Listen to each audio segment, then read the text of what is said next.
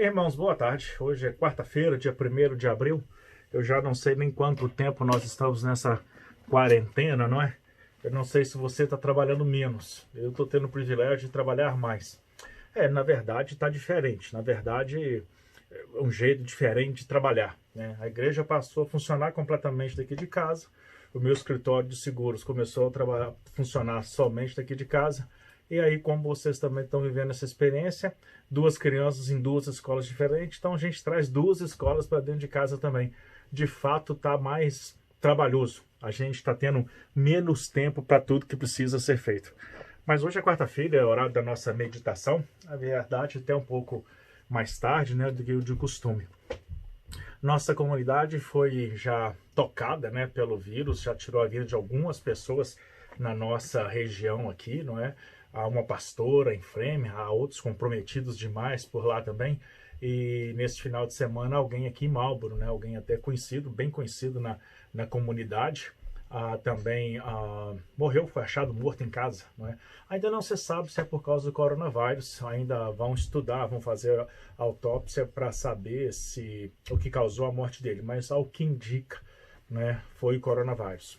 É sério, e a gente tem sempre falado que é sério, nós precisamos nos policiar, a gente precisa vigiar e tomar cuidado. Se puder ficar dentro de casa, fique, não saia. Se tiver que sair, proteja-se. O vírus está aí, ele é um vírus de gripe, só que essa gripe está matando pessoas. Né? Há possibilidades e conversas sobre tratamentos, né, que ajudam a amenizar, mas nada ainda tão certo, nada que foi oficialmente falado pelo governo, pelas autoridades. Então a gente precisa continuar nos cuidando. Tome muito líquido, faça uso de limão. Eu tenho passado algumas informações aí por mensagem para os irmãos para ajudar nesse momento difícil. Toda crise passa, e apesar disso ser uma grande novidade para nós não vimos isso. A nossa geração não viu isso que está acontecendo. Não é ter que ficar preso em casa. E olha que nós ainda não estamos presos, né? Há países do mundo onde as pessoas estão presas. É muito difícil sair. A gente tem que torcer e orar muito para que isso não chegue aqui. O governador do estado disse que o pico da contaminação vai ser entre os dias 7 a 17 desse mês. Então, assim, o pior nem chegou ainda. Então vamos nos cuidando, vamos nos protegendo, vamos nos alimentando, saia para fazer compras. Tá difícil achar algumas coisas no supermercado, não é? Não está achando de tudo, principalmente no tocante a material de limpeza.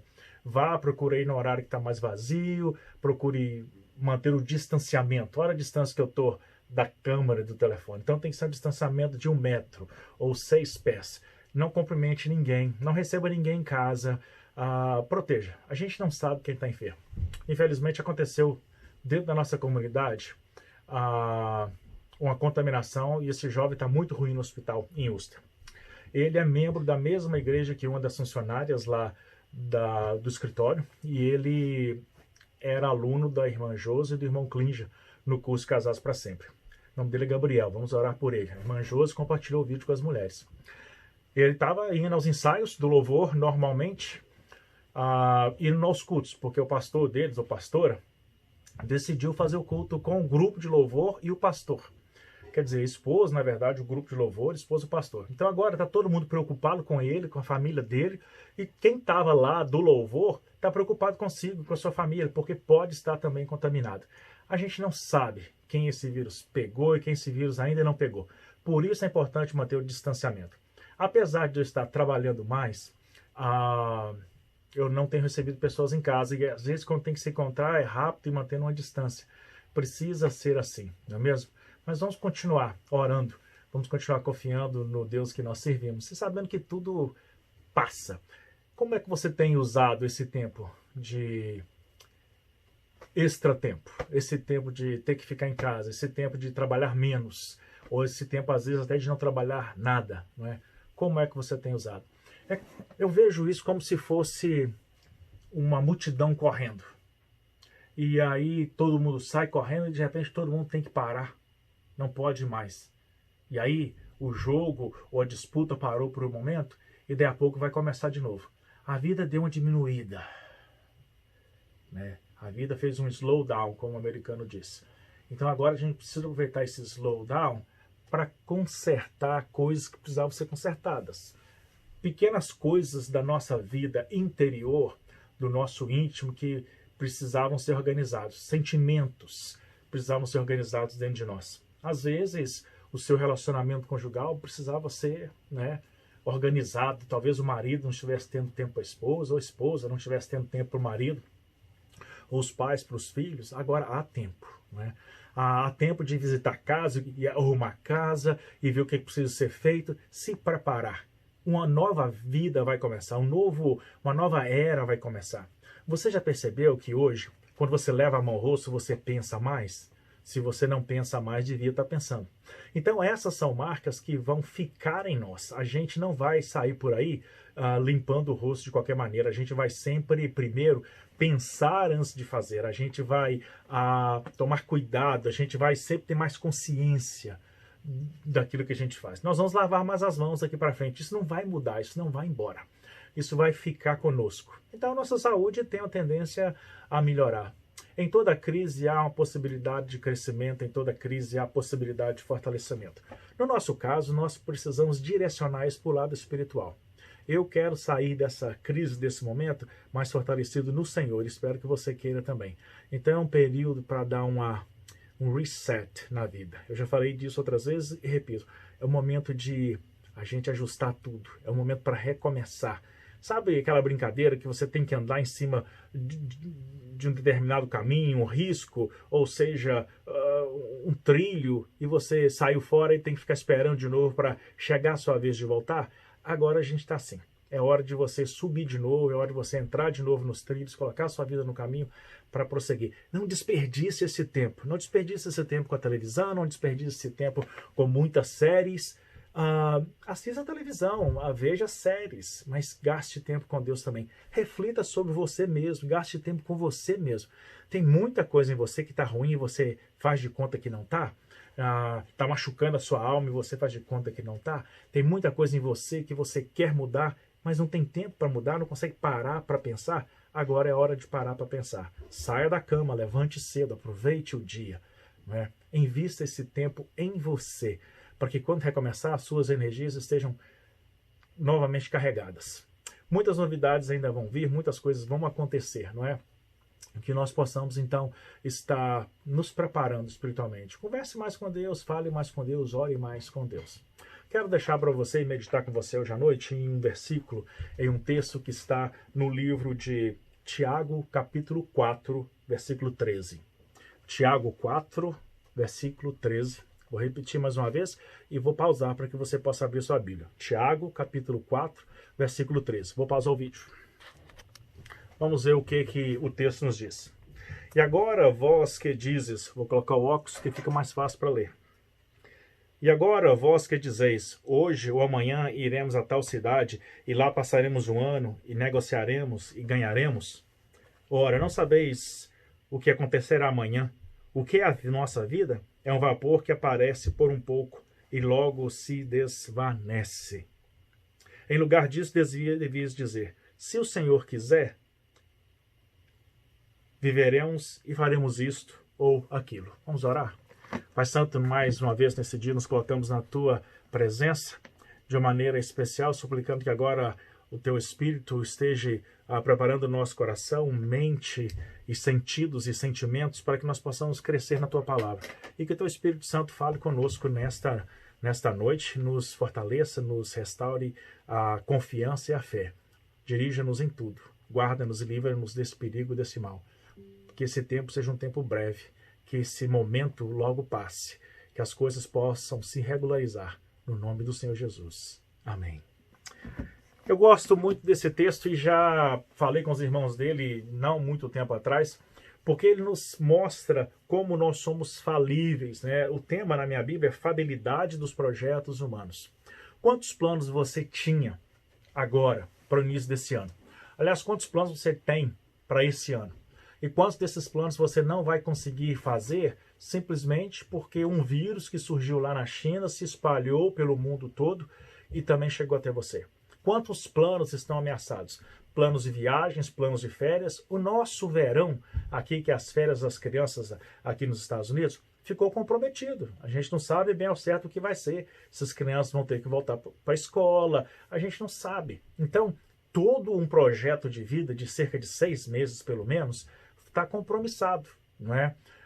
Viagens têm sido canceladas, grandes projetos, grandes shows, esportes estão sendo cancelados, tudo está sendo cancelado. Quantos planos foram feitos?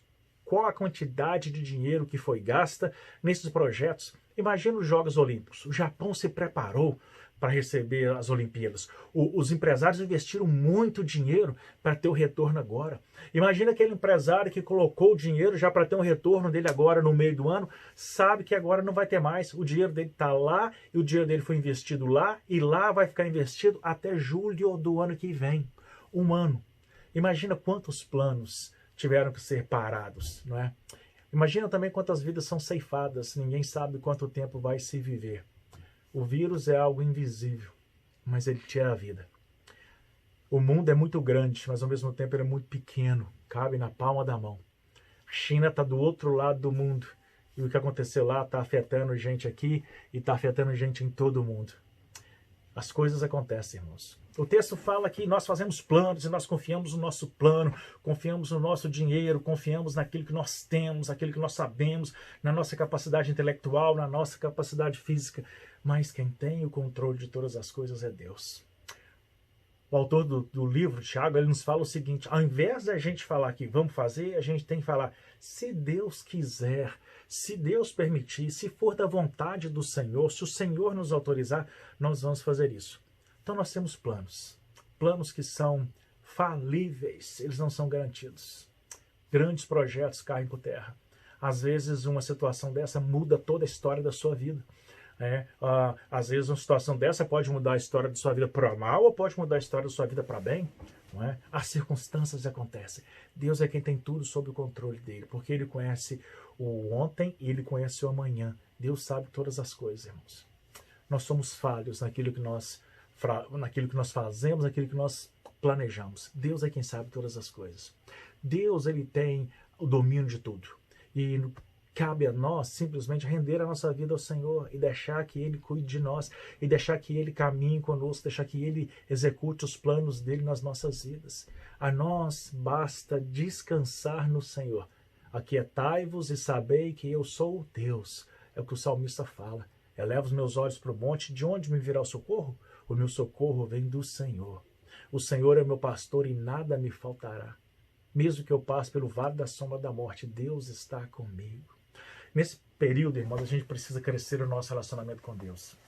É comum para pastores falarem isso, mas você precisa sentir isso de verdade na sua vida. A proteção que você está tendo, Deus é que está dando. Tudo que você tem e a segurança que nós temos aqui é Deus que está permitindo isso. Tudo é pela vontade e benevolência de Deus. Enquanto Deus quiser, vai ser assim.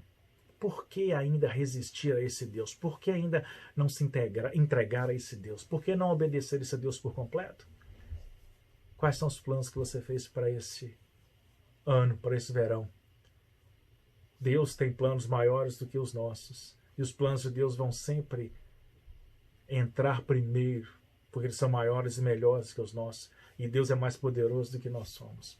Então, se nós servimos a esse Deus Todo-Poderoso, cabe a nós entregarmos a ele. Então a gente tem que ver com esse texto que não adianta fazer planejamentos. Eu gosto do Salmo 127, que fala: se o Senhor não guardar a cidade, em vão vigia a sentinela. Se o Senhor não abençoar a construção, a sequência do texto vai dizer isso, se o Senhor não guardar a cidade, em vão vigia a sentinela, não adianta nada que a gente faça se Deus não estiver envolvido, se Deus não estiver presente, se Deus não estiver aqui, permitindo que as coisas aconteçam.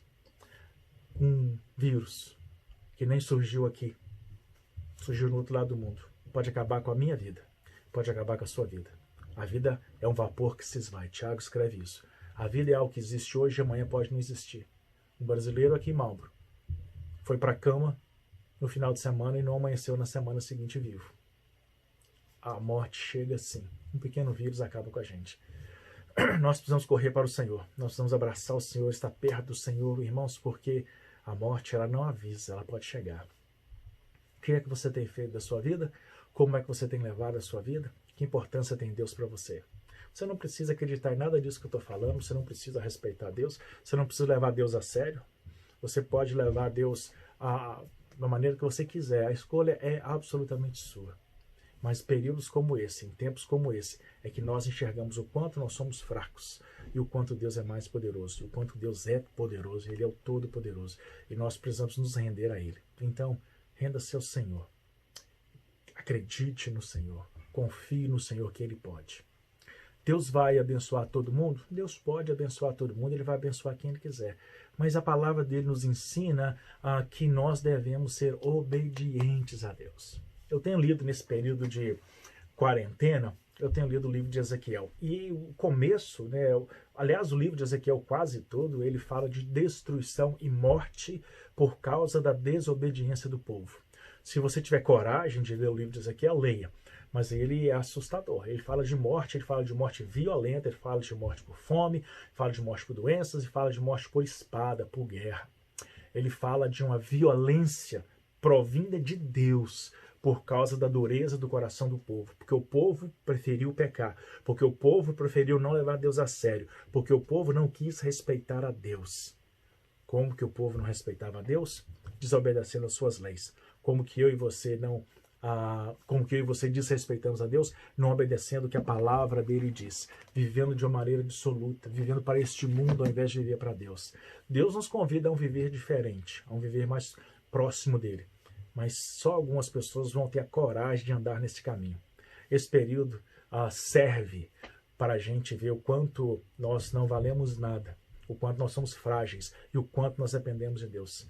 Creia em Deus, lança sobre ele toda a sua ansiedade e obedeça a Deus. Quando eu convido você para crer em Deus, eu não convido você para saber que Deus existe. Convido você para poder obedecer a palavra dele, se entregar à palavra dele e cumprir aquilo que ela manda. Porque só aqueles que são obedientes, aqueles que guardam e obedecem aos mandamentos, é o que alcançarão as benevolências do Senhor.